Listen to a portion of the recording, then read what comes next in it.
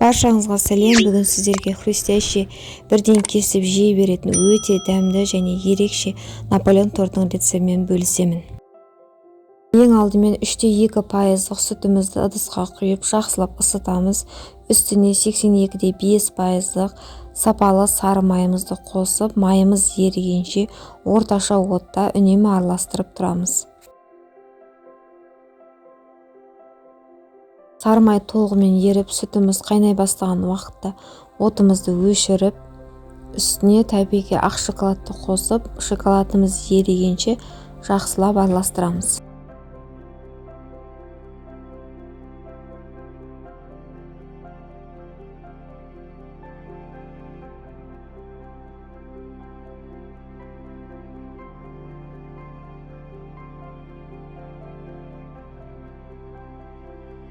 Көріп тұрғандарыңыздай шоколадымыз толықтай еріді. Енді сүтімізді бөлек ыдысқа құйып аламыз.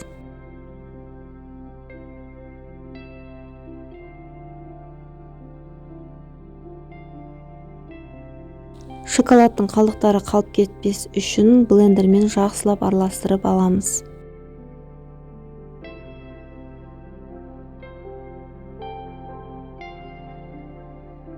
Бетін міндетті түрде пленкамен тегізіп жауып 24 сағатқа тоңазытқышқа қалдырамыз.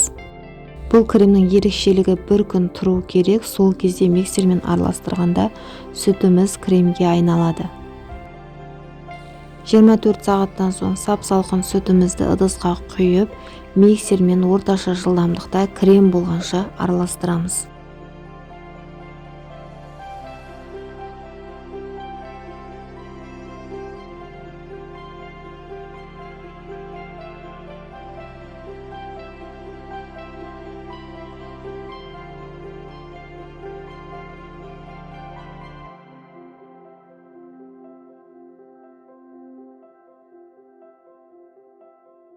Мінекей көріп тұрғандарыңыздай сүттен осындай өз формасын ұстайтын қоймалжың өте дәмді крем шығады. Бұл кремді басқа да торттардың арасына жағуға болады.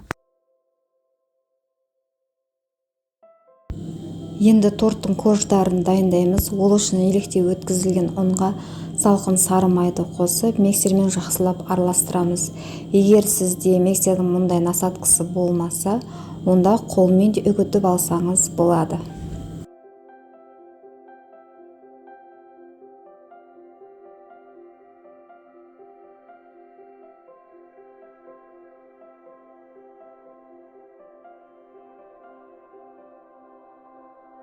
Мінекей дәл осы үгітіп алған ұнымыздың үстіне салқын бір жұмыртқа, бір ас қасық алма сірке суын және өте мұздай су қосып қамыр илейміз.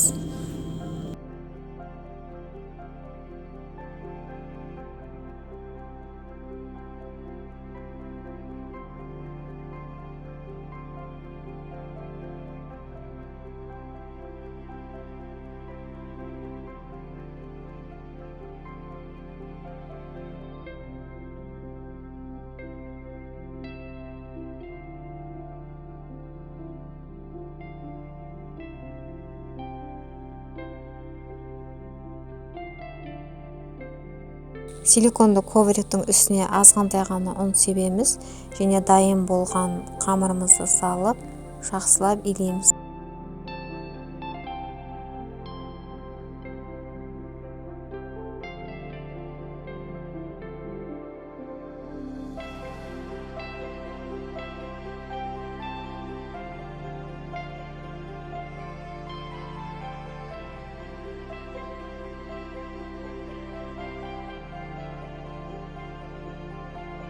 Қамырды 83 граммнан теңде 10 бөлікке бөліп аламыз.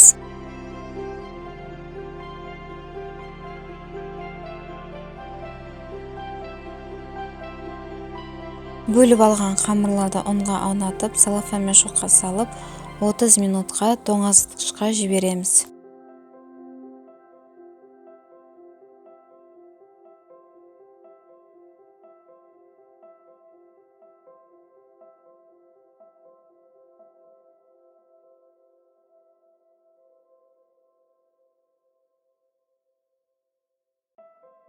Отыз минуттан соң қамырымызды шетінен алып, өте жұқа етіп жаямыз.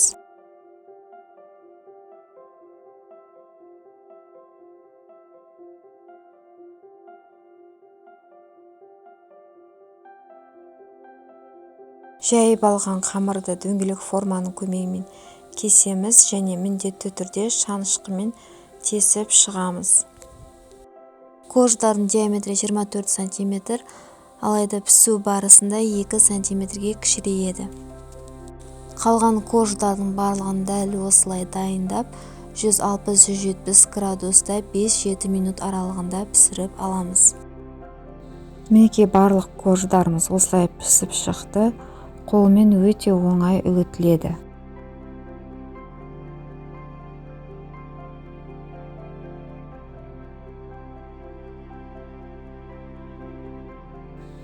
Тортымызды жинауды бастаймыз. Тарелканың түбіне кішкене ғана крем жағып, алғашқы коржымызды қоямыз. Корждар сынғыш келеді, сондықтан крем жаққанда абайлаңыз.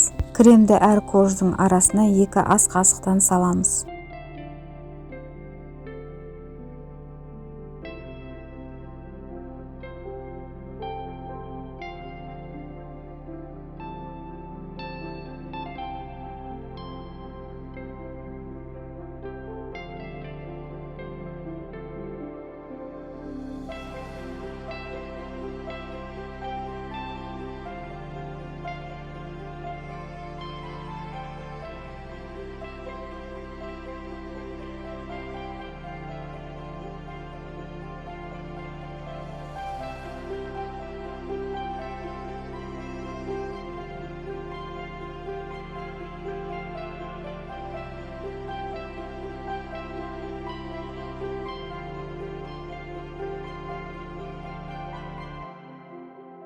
Барлық корждарды түгел жинап шықтым. Енді қалған кремді жан жағына айналдыра жағып шығамыз.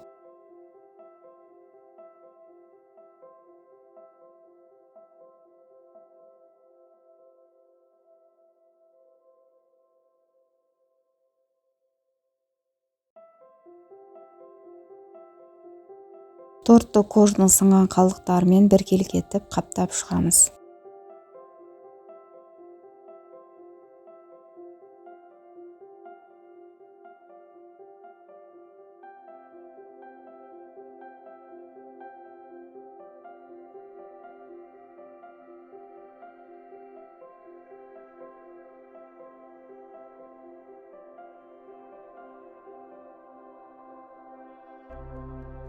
Тортты қалауыңызша әсемдесеңіз болады. Мен бетіне балғын құлпынаймен және еріметін қант ұнтағын септім.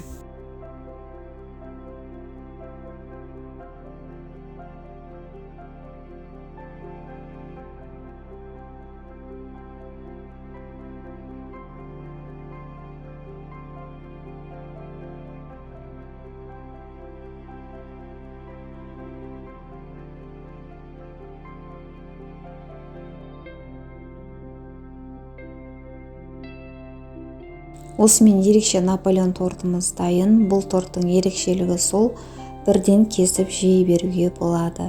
Баршаңызға ас болсын. Сіздермен болған Мақпал Бауыржанқызы. Видео ұнаса лайк басып, комментарий қалдыруды, арнама жазылуды ұмытпаңыз.